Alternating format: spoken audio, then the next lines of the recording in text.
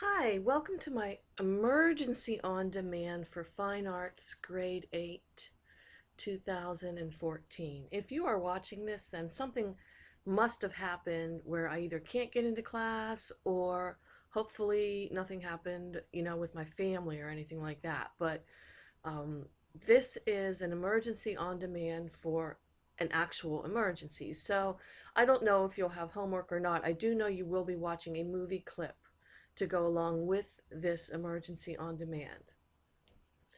Our objectives, you're going to be learning about Pablo Picasso today. By viewing the module and participating in the activities, students will be able to describe the circumstances of the birth, education, and death of Pablo Picasso. You'll learn about his contributions to the world of art, visual art, and you'll learn about some of his major works and then a little bit about his three stylistic periods.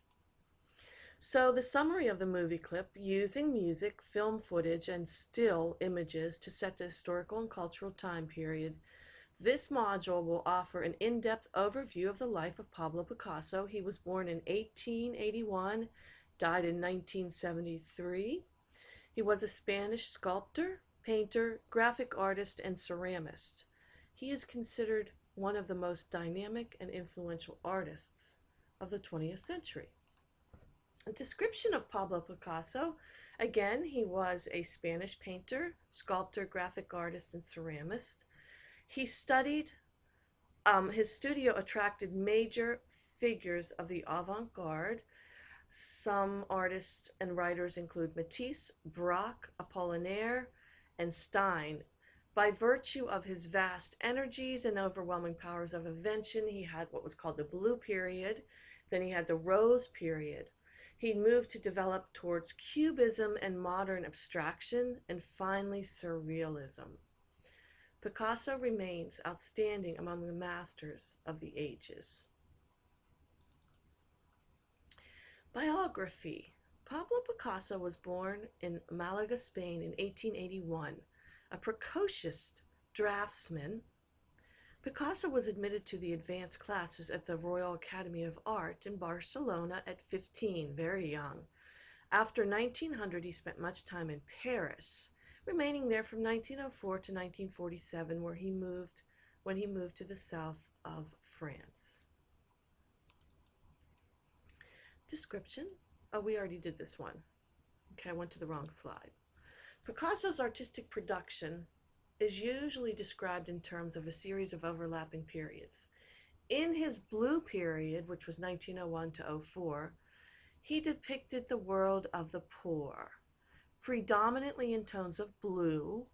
These melancholy paintings are among the most popular artworks of the century. Of course, blue being a cool color, showed a little bit of sadness, depression, poor.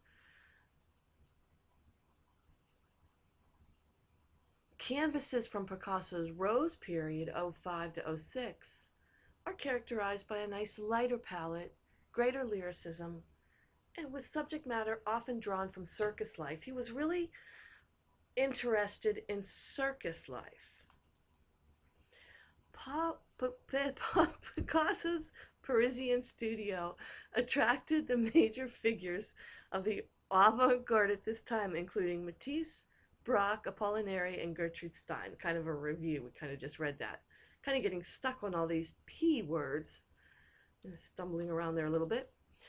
In 1907, Picasso painted Les Demoiselles d'Avant, a radical departure from the artistic ideas of the preceding ages, and now considered the most significant work in the development towards Cubism and modern abstraction. The painting heralded the first phase of Cubism, called analytic Cubism.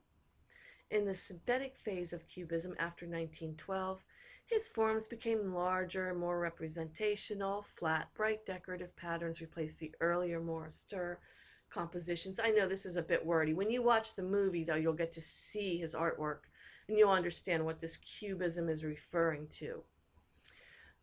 During both periods of Cubism, experiments by Picasso and others resulted in several new techniques, including collage.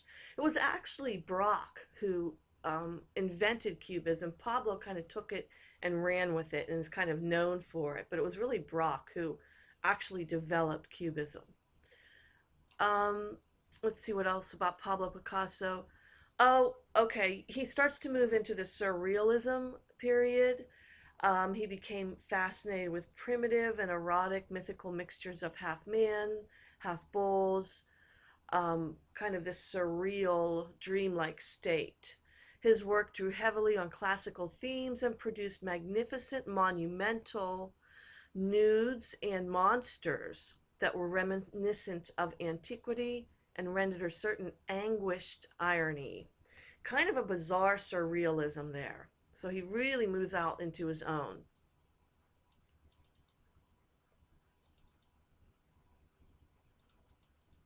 Move down to the next slide. He sought to strengthen the emotional impact of his work, and he became preoccupied with the delineation of agony.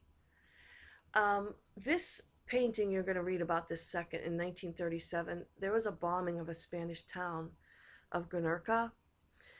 It impelled him to produce his second landmark painting, Guernica. This has been on many, many movie channels. If you study any of the history channels or you watch any of those and you come across any artists, this was an impassioned allegorical condemnation of fascism and war. The profits he actually made, the monies he earned from this, from a series of etchings and prints made in the 1930s, actually he sent to help the Republican cause. So he was involved in politics. I believe you'll see that in the movie too, the picture of that painting. In his later years, Picasso turned to the creations of fantasy and comic invention. He worked consistently in sculpture and ceramics and graphic arts. He produced thousands of superb drawings, illustrations, and stage designs. He also did self-portraits of Delacroix and Velázquez. He continued to explore new aspects of his personal vision until his death. By virtue of his vast energies and overwhelming power of invention, Picasso remains outstanding among the masters of the ages. So that gives you a little bit of information. How much you took from that, I don't know, but you do know that Braque actually invented Cubism. Pablo Picasso actually took it and ran with it. He also moved into more of a surrealism. You might associate surrealism with Salvador Dali. So Picasso actually did go into surrealism as well in his later years. The reason I picked Picasso is because we probably aren't going to study too much of Picasso in fine arts, and being that this is an emergency on demand, I wanted to make sure it was something we probably weren't going to cover too much in depth so it wouldn't be boring for you as an emergency on demand. You need to watch the Pablo Picasso movie. It is linked also in the assignment section. It is 15 minutes long. I changed, this shouldn't say Schoology, this should be in your LMS. I also had a picture of Picasso, but I don't know, my slides must have gotten goofed up. But anyway, if I assign any new homework, it will be in your LMS Brain Honey section underneath the movie link in the assessment section. I don't know if I'm going to assign any homework because, again, this was an emergency. So if I'm at the hospital or something with somebody, hopefully I'm not, but if something like that happened, I'm not going to run home and put in homework.